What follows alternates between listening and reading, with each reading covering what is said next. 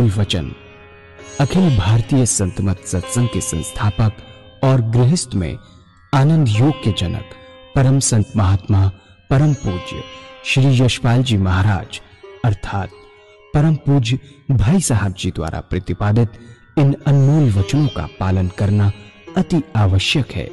ये वचन हमारी गृहस्थ आध्यात्मिक साधना के लिए मूलभूत सिद्धांत हैं, जो इस प्रकार हैं।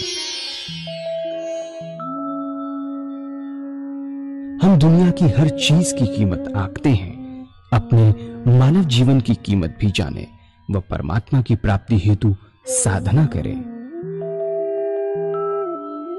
मनुष्य योनि एक उपहार है, इसीलिए परमात्मा को धन्यवाद देते हुए आधा घंटा प्रातःकाल, आधा घंटा सायंकाल पूजा अवश्य करें। सत्संग, सतनाम व सद्गुरु को प्राथमिकता देते हुए इसी के आधार पर ध्यान योगाभ्यास अवश्य करें व गृहस्थ के कार्यों को परमात्मा का कार्य समझकर उसी की याद में संपन्न करें। हर समय यह ध्यान रहे कि गुरु कृपा द्वारा परमात्मा की पवित्र सत्ता का हमारी आत्मा में वास है, अतः मन में निरंतर अपने इष्ट देव का जाप करें। मान सम्मान की इच्छा ना करें व अपमान से दुखी ना हो। परमात्मा के अतिरिक्त किसी और का भय ना करें। दूसरों की बुराई न करें, न सुने, सत्य व मधुर बोलें, अश्लील शब्द मुंह से ना निकालें, सभी से नम्रतापूर्ण व सुंदर व्यवहार करें। धर्म पत्नी के अतिरिक्त अपने से बड़ी से माता जैसा, बराबर की से बहन जैसा व छोटी से पुत्री जैसा व्यवहार करें। सांसारिक जीवन यापन की आवश्यकताएं अंतहीन है, इसलिए अधिक से अधिक समय सत्संग में व धन परोपकार में खर्च करें। याद रखें, न स्त्री माया है, न धन दौलत, न ही परिवार। माया वह है जो हृदय को परमात्मा से दूर हटा दे। अतः निरंतर सत्संग और सद्गुरु की शरण में रहने का प्रयास करें। भोजन अपने इष्ट को अर्पण कर प्रसाद रूप में परमात्मा की याद में करें। रात्रि में सोने से पहले अच्छे बुरे कार्यों का आत्मनिरीक्षण कर उसका समुचित पश्चाताप करते हुए ध्यान करें व प्रभु की गहरी याद में ही विश्राम करें। परमात्मा तू ही है, तेरी इच्छा पूर्ण हो।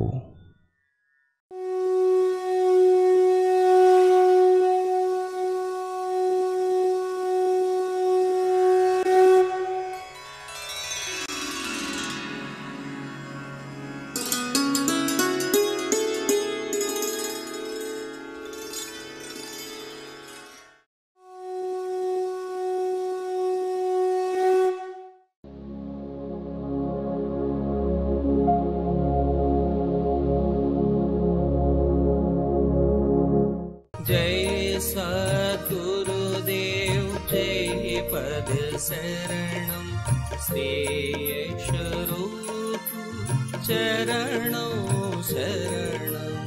जय सद्गुरुदेव जय पद शरणम श्री स्वरूप चरणों शरणम। हमारे प्राणौकिक चित्त की एकाग्रता, कंसंट्रेशन ऑफ माइंड से बहुत गहरा संबंध है इसका। जैसे जैसे हम नाम देते चले जाते हैं, वैसे वैसे हमारी ये प्राणों की गति है वो ऊपर को होती चली जाती है, ऊर्ध्वगामी होती। जो प्राण है हमारे वो शिफ्ट करते हैं अंदर ही अंदर। जैसे जैसे हमारे जो है ना ध्यान की गति बढ़ती चली जाएगी, वैसे वैसे ही ऊर्ध्वगामी होते चले जाते। तो क्या है, वैसे वैसे तो जो ऊर्ध्वगामी होते हैं, हम जितना दुनिया का चिंतन करते हैं दुनिया का, उतने हमारे प्राण जो हैं वो जमाव गुदा और जंगाओं में होता है, नीचे होता चला जाता है। जितना परमात्मा का चिंतन करते हैं हमारे प्राण ऊर्ध्वगामी होते चले जाते हैं, बढ़ते चले जाते हैं ऊपर। और एक दिन ध्यान तो हम हृदय पे करते हैं, लेकिन गुड़गुड़ाहट हमारे यहाँ पर होती है मस्तिष्क के आज्ञा चक्र। अब क्या है, जब ये हो गई उसके बाद अब कोई खतरा नहीं, अब आज्ञा चक्र पर ध्यान कर सकते हैं और स्पंदन होने लगता है, कोई खतरा नहीं।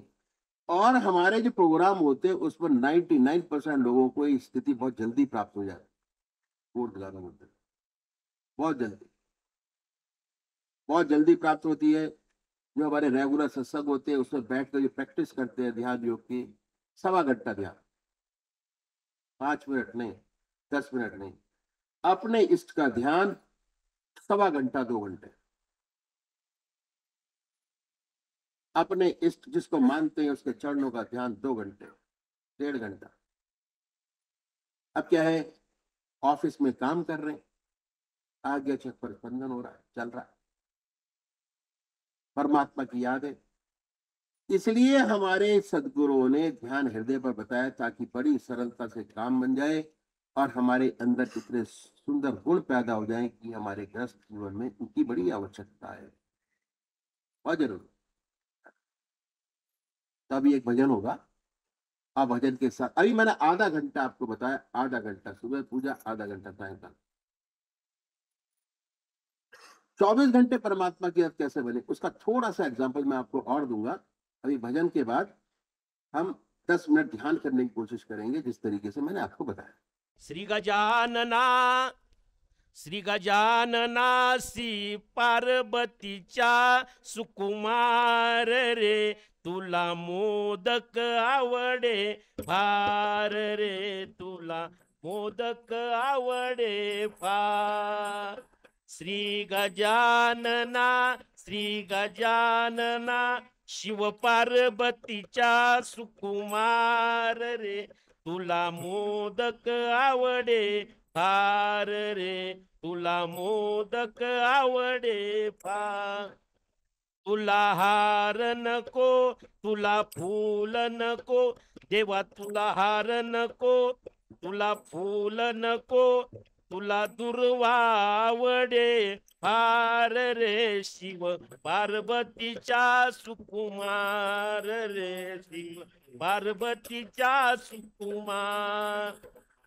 तुला शाल नको, तुला पंचा नको, देवा तुला शाल नको, तुला पंचा नको, तुला पितांबर आवडे फार रे, शिव पार्वतीच्या सुकुमार रे, शिव पार्वतीच्या सुकुमार। तुला हत्ती नको, तुला घोडा नको, देवा तुला हत्ती नको, तुला घोडा नको, तुला उंदीर आवडे फार रे, शिव पार्वतीचा कुमार रे, शिव पार्वतीचा सुकुमार।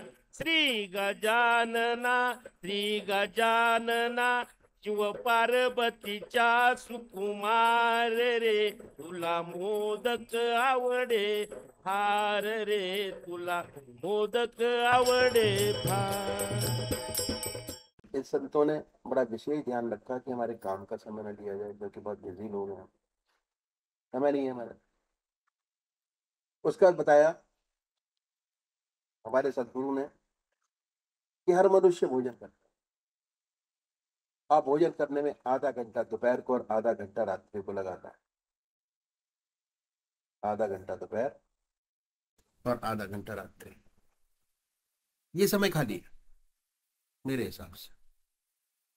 हम दुनिया के व्यवहार का कोई काम नहीं कर रहे होते इस पीरियड के अंदर। इस भोजन के तरीके में परिवर्तन लाना पड़ेगा अगर आप और ये वास्तविक तरीका हमारा पुराना यही था जो मैं आपके सामने रखूंगा।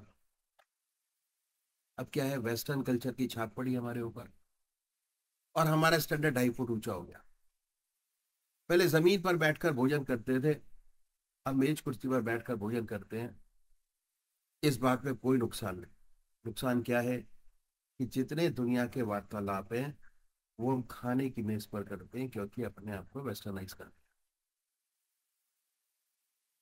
इस तरीके में तब्दीली लानी हो, अगर आप आध्यात्मिक जिंदगी चाहते हैं, परिवर्तन क्या है कि जब भोजन आपके सामने आए, अपने इष्ट देव के अर्पण कर दें। क्या करना है? अपने इष्ट देव के अर्पण कर दीजिए। हर ग्रास, हर कौर अपने इष्ट की याद में, अपने इष्ट को मानिए, अपने इष्ट का ध्यान कीजिए, उन्हीं की याद को करते जाइए, हर ग्रास उनकी याद में करते जाइए। कोई भी ग्रास बिना परमात्मा की याद के आपके शरीर में न जाए, कोई चीज बगैर परमात्मा की याद करा। ये अभ्यास अभ्यास है, अभ्यास करना है। ये अभ्यास है। भोजन की एक विशेषता है कि भोजन जिन विचारों में डूब कर किया जाएगा, उन्हीं विचारों का फूल बनेगा। अगर परमात्मा की याद में डूब कर भोजन करेंगे तो क्या होगा? दिन भर जब भी आप खाली होंगे, ऑटोमेटिक परमात्मा की याद आपको आनी शुरू हो जाएगी।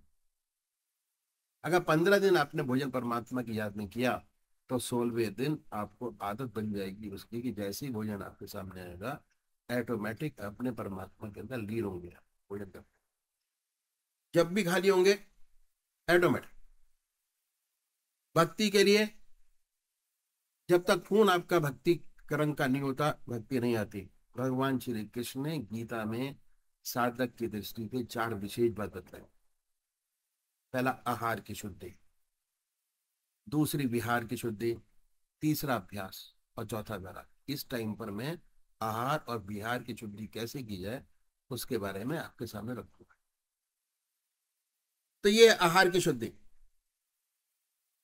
जो हमारे सदगुरुओं ने रास्ता बताया ग्रस्तियों के लिए, ग्रस्त के साथ क्या कि कैसे सहूलियत से हो जाए। अगर इस तरीके से भोजन करेंगे, जो खून बनेगा, परमात्मा की याद का रंगा हुआ बनेगा, जब भी खाली होंगे ईश्वर की याद स्वतः ही आएगी। एक इष्ट, अनेक नहीं, एक इष्ट, परमात्मा का एक नाम, एक स्वरूप। जैसे ही आप भोजन शुरू करेंगे, अपने आप ऑटोमेटिक आपका ध्यान आना शुरू हो जाएगा, क्योंकि भोजन आप परमात्मा की याद में कर रहे हैं। अब पूजा वही परमात्मा की याद कर रहे हैं। तो ये आधा घंटा दोपहर भोजन का, आधा घंटा रात्रि का भोजन, ऑटोमेटिक भाई अभ्यास आपका पूजा में बदल जाएगा। पूजा शुरू, उस टाइम आपको ध्यान करना है अपने करने से, ठीक है।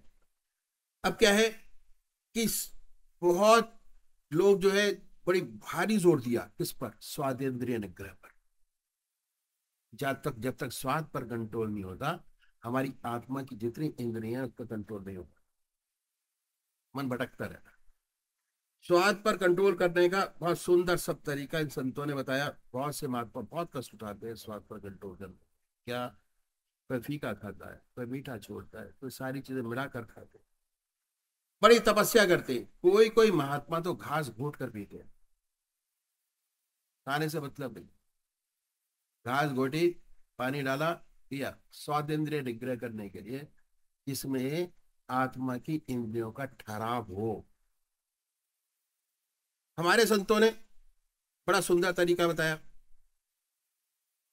कि परमात्मा की याद में भोजन कीजिए, ऑटोमेटिक स्वादेंद्रिय निग्रह हो जाए। परमात्मा की याद चलती रहेगी, भोजन का पान करते होंगे बड़े आराम से। तो आधा घंटा सुबह पूजा, आधा घंटा सायंकाल पूजा, आधा घंटा दोपहर भोजन, आधा घंटा रात्रि भोजन, 2 घंटे आपके। समय कितना लगाया गृहस्थियों ने? आधा घंटा सुबह पूजा, आधा घंटा सायंकाल, और सभी करते हैं। अब आगे क्या है? ये हो गया। और दूसरा मन नहीं जाएगा, बड़े प्यार से। और तीसरी बात क्या है कि स्वादेंद्रिय निग्रह पर बड़ा भारी जोर दिया। तो अब आगे और बढ़ेंगे। अब हमने 2 घंटे अपने बना लिए, आधा घंटा सुबह पूजा, आधा घंटा सायंकाल पूजा, आधा घंटा दोपहर भोजन, आधा घंटा रात्रि। हर मनुष्य सोता है, और सोने में 6 घंटे सब लगा दो, कोई 6 घंटे सोता है, कोई 8 घंटे सोता है। अगर सोने से पहले 20 मिनट परमात्मा को दे दें, ज्यादा नहीं, 20 मिनट तो बहुत बड़ी बात है। क्या विहार की शुद्धि हो जाए। भगवान श्री कृष्ण ने विहार की शुद्धि पे बड़ा भारी जोर दिया। कैसे होगी? इन महात्माओं ने बताया जो ग्रस्त में हुए, ग्रस्त के लोग थे, कि कैसे होगी। जब दुनिया के सारे काम आपके समाप्त हो जाएं, आप हो, आपकी चारपाई हो, तो बड़े प्यार से बैठिए, आसन लगाने की जरूरत नहीं है। बैठकर 2 काम कीजिए। पहला आत्मनिरीक्षण, अपनी आत्मा से पूछिए कि परमात्मा का कौन सी काम आपने ऐसा किया जिससे दूसरी आत्मा प्रसन्न हुई हो। अगर ऐसा कोई परोपकार का काम आपने बना है, उसे अपने इष्ट देव के अर्पण कर दीजिए। प्रभु आपने कराया, आपकी दया कृपा से हुआ, इस सेवक में कहाँ शक्ति है, इससे कोई अच्छा काम बने, आपने अवसर प्रदान किया और हो गया। फिर सोचिए कि आप में कोई काम तो, खराबी तो नहीं है। अपनी आत्मा से पूछिए। अगर आत्मा कहती है कि नहीं है तो बड़ी अच्छी बात है। अगर कहती है कि झूठ है, कपट है, अपनी जिंदगी में काम है, क्रोध है, लोभ है, मोह है, अहंकार है, अगर ऐसी कोई चीज नजर आती है तो बड़ी चीजें बताई, छोटी छोटी चीजें होती हैं, है ना। अगर उनको छोड़ते चले जाएंगे तो इसके लिए प्रायश्चित करना बहुत आवश्यक है। और हम भगवान के सामने प्रायश्चित करें कि परमात्मा में इन कमियों से मुक्ति करे। प्रार्थना बहुत बड़ी चीज है। अगर परमात्मा के सामने ऐसा करते हैं तो भगवान हमारी आत्मा को ऊंचा उठाता चला जाता है। अब प्रार्थना करने का सबसे अच्छा तरीका ये कि अपनी आत्मा से पूछे। जो काम हो जाते हैं बड़ी गड़बड़ है, उनमें से छोटी सी चीज को पकड़े, बड़ी को नहीं। जो आदतवश हो जाते हैं, जैसे गप लड़ाने की आदत पड़ी है, मैं एग्जांपल देता हूं अक्सर, उसमें झूठ बोल जाते हैं, इससे कोई फायदा तो नहीं, बिना मतलब झूठ के बोले। अगर आपकी आत्मा ही करने के बाद दुखी होती है, ऐसी बहुत सी चीजें हैं कि हम कर बैठते हैं, उसके बाद आत्मा दुखी होती है कि नहीं करते तो बड़ा अच्छा था, पर हो जाता है आदत। अगर आपकी आत्मा कुड़ती है तो ऐसी छोटी छोटी बातों को पकड़िए, परमात्मा से प्रार्थना कीजिए कि हे प्रभु हमें ऐसी शक्ति प्रदान को कि कल से छोटी सी खराबी ना हो, छोड़ दीजिए। जिस शर्त एक बात है कि जिस बात का परमात्मा से वादा करें उसको पूरा अवश्य करें। अगर पूरा करेंगे तो क्या होगा, आपकी इच्छा शक्ति, विल पावर बढ़ती चली जाए। Will power.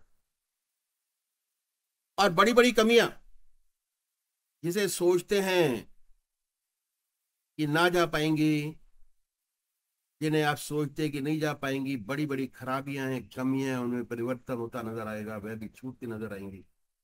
शर्त एक है कि जिस बात का भगवान से वादा करें उसको पूरा अवश्य करें। वादा करें, अगर वादा करके पूरा नहीं करेंगे तो इच्छा शक्ति घटेगी। आप विल पावर, विल पावर घटेगी। इसका फायदा क्या है कि जितना विल पावर आपकी स्ट्रांग होती चली जाएगी, उतना आपका इष्ट देव स्ट्रांग होता चला जाएगा। और जितनी विल पावर आपकी कमजोर होती चली जाएगी, उतना आपका इष्ट देव, आपका परमात्मा कमजोर होता चला जाएगा। अब विल पावर स्ट्रांग करने का सिर्फ यही तरीका है जो मेरे को सबसे अच्छा लगा, कि अपने इष्ट देव से वादा करें और वायदा करने के बाद उसको पूरा अवश्य करें, छोड़े ना। ठीक। और जिंदगी के अंदर अगर कोई खेल है तो विल पावर का है। जिसकी विल पावर स्ट्रांग है उसका इष्ट देव बहुत स्ट्रांग है, जिसकी विल पावर कमजोर है उसका इष्ट देव कमजोर है, जिसकी विल पावर स्ट्रांग है उसका मनोबल बहुत ऊंचा है, वो हर काम कर सकता है, जो चाहे सब कर सकता है। तो भगवान से वादा करें, उसे पूरा अवश्य करें। अगर वायदा करके पूरा नहीं करेंगे तो इच्छा शक्ति घटेगी। ना करना चाहे लेकिन वायदा पूरा करके ना करना खराब है, जो वायदा करे पूरा करे, इच्छा शक्ति बढ़ती चली जाए। हमारे महाराज जी के पास ये करीबन एक सत्संगी भाई आया मथुरा से, मथुरा के पंडित जी आके बैठे, ध्यान योग का कार्यक्रम था, बड़ा अच्छा लगा। ध्यान का सबको अच्छा लगता है। कुछ साल बाद काजी की हमको दीक्षा दे दी, पर एक आदत खराब है हमारी। कहते की आदत खराब है कि भाई साहब जी, महाराज जब तक भांग नहीं पीता तब तक मेरा शरीर चलता ही नहीं। ये उसने शर्त रखी। कहते भाई ऐसा है कि दीक्षा तुम दे देंगे, आप जहां एक सिक्का भांग के अंदर घिस के पीते हो 2 सिक्के पियो, मेरा क्या जाता है, क्या फर्क पड़ता है। उनको तरीका बताया गया कि इस तरीके से करना है, उनसे नहीं हुआ। चलता रहा चलता रहा चलता रहा। भांग पीते, सुबह शाम की रूटीन करते अपनी, मस्त रहते, पूजा पाठ खूब करना, भांग पी के मस्त रहना, चलता रहा। अब बार बार कहते कि भाई साहब जी छूटा नहीं। हर बार मिलते तभी कहते भाई साहब जी छूटा नहीं, कोशिश करता हूँ छूटा नहीं, छूटता नहीं। बार बार कहे छूटता नहीं, तो कोई बात नहीं, चल दे तो ऐसे। अब क्या हुआ कि उनका पोता घर के ऊपर आया हुआ था, सुबह 4 बजे उठे, नशे में थे भांग के, पोता गोद में बैठा हुआ था, स्टोव जलाया। उस टाइम पे स्टोव हुआ करते थे, गैस तो थी नहीं। उसके बाद चाय रखी हुई थी, जब चाय पलटी तो पोते के पैर के ऊपर बड़ी जोर का चिल्ला गया, आए मार दिया। And that was the last. उसके बाद से बिल्कुल सुधार हो गया।